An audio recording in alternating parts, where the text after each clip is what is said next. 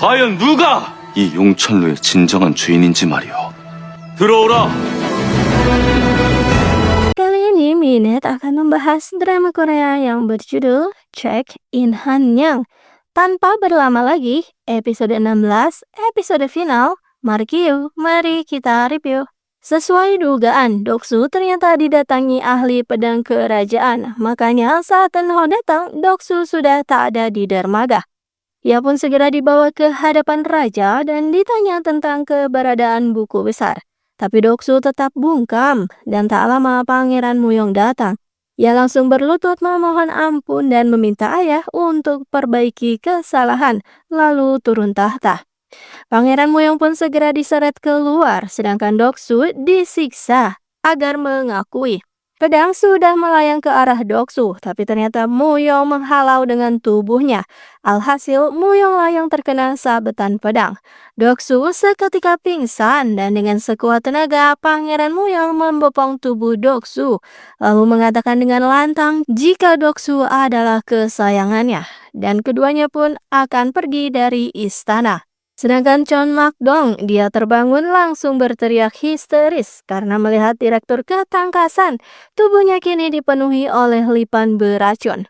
Ternyata direktur ketangkasan menjaga Chon Mak-dong dari lipan dan mengorbankan dirinya sendiri hingga ia pun tewas.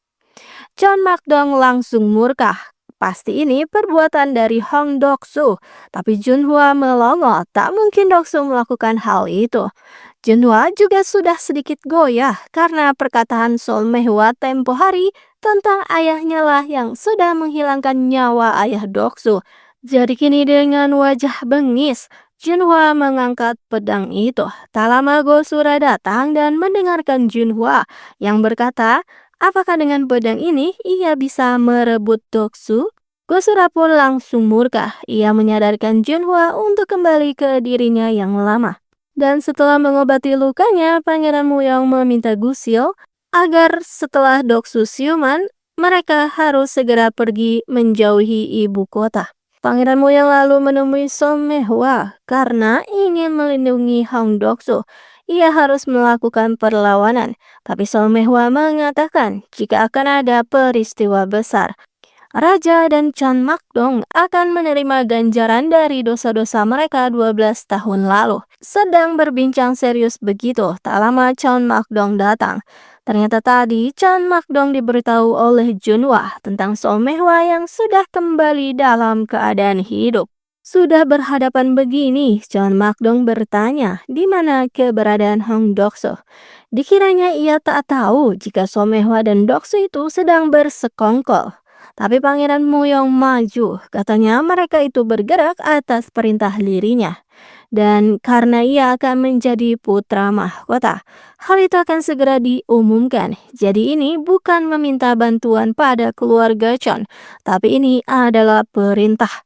Chon Mak-dong pun langsung memberi hormat dan mengikuti perintah. Dan Doksu akhirnya siuman juga. Meski Gosil meminta untuk mereka segera pergi, tapi Doksu memohon jika ia tak ingin dan tak bisa meninggalkan Eunho sendirian.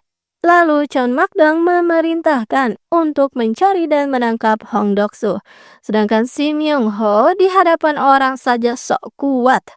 Padahal sama ibunya dia begitu manja. Dan benar saja, di kediaman Hong Doksu sudah ada beberapa prajurit hitam. Gusil pun maju untuk melindungi Doksu selagi Doksu menyelinap kabur. Dan entah kenapa direktur keramahan ditangkap. Tapi ternyata bukan hanya dirinya saja, tapi direktur masakan juga dan staf Yongchonru yang lainnya juga ditangkap juga disiksa oleh bos mereka sendiri, yaitu Chon Mak-dong. Ternyata mereka semua berasal dari serikat yang sama, yaitu Serikat 7. Chon Mak-dong pun bertanya apa rencana mereka itu. Dan karena ketakutan, akhirnya direktur keramahan membeberkan jika Som Mehwa dan Wiju sedang menjalankan kudeta. Chon Mak-dong pun langsung membelalakan mata. Rencana sudah matang, Som Mehwa sudah menghimpun dukungan dari berbagai kalangan. Ia pun meyakinkan kepada ketua Serikat 7 jika Pangeran Muyong tak akan betul-betul menjadi putra mahkota. Justru ia akan membantu rencana besar mereka. Dan kini Junhwa juga Eunho berhadapan. Junhwa bertanya apa benar Eunho akan menjadi putra mahkota. Apakah akan semudah itu untuk mendapatkan kekuasaan? Tapi kata Eunho, tentu ia tahu jika ia tak mungkin naik tahta. Hal ini ia lakukan semata-mata untuk melindungi Doksu dan untuk menebus kesalahan ayah-ayah mereka. Nanti meskipun hal ini gagal dan Eunho meregang nyawa, Eunho yakin Junhwa tak akan menyakiti Doksu. Mendengar hal itu, Junhwa pun langsung kalut. Kalau sebetulnya ia masih belum bisa percaya jika ayahnya lah si sumber kejahatan itu. Gosura dipanggil seseorang yang ternyata itu adalah Solmehwa. Solmehwa meminta bantuan penting dan butuh mempertaruhkan nyawa. Gosura pun mengiyakan. Asal kelak Solmehwa bisa membantu Serikat Namhi dan juga menjaga teman-temannya. Doksu akhirnya kembali ke Yongchonro dan ia mendengar percakapan ketua Serikat Tiju. Ia pun langsung menghadap ketua itu dan meminta untuk mengampuni nyawa Pangeran Moyong. Si ketua langsung marah karena tak boleh ada dua pangeran dalam satu kerajaan. Jadi salah satunya haruslah tewas. Doksu pun langsung bernegosiasi. Bukankah Serikat Tiju menginginkan Yongchonro? Maka sebagai pemilik asli dan sah dari Yongchonro, Doksu akan memberikan hal itu pada Serikat Tiju karena ia adalah putri dari Hong Min-sik. Dan di tempat lain, Eunho sedang berjalan. Tiba-tiba ia diserang oleh anggota Serikat Tiju. Hampir saja tak bertahan. Untungnya tak lama, Doksu segera datang menolong. Kini Eunho dan Doksu sama-sama saling berkorban. Yang satu merelakan istana, satunya merelakan Yongchonro. Karena keduanya saling berjanji untuk melindungi satu sama lain. Mereka berjanji untuk selalu bersama. Di singgasananya sang raja jadi mabuk-mabukan karena anaknya yang membangkang. Tak lama Cheon Makdon pun datang dengan kasar dan memberitahu jika akan segera terjadi kudeta. Karena sang pangeran asli akan merebut kembali tahtanya. Jadi Cheon Makdong pun maju, katanya ia yang akan membereskan semuanya.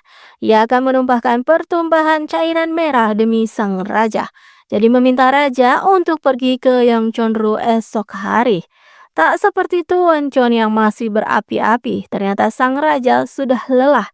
Ia ingin berhenti, tapi tentu Cheon Makdong langsung murka.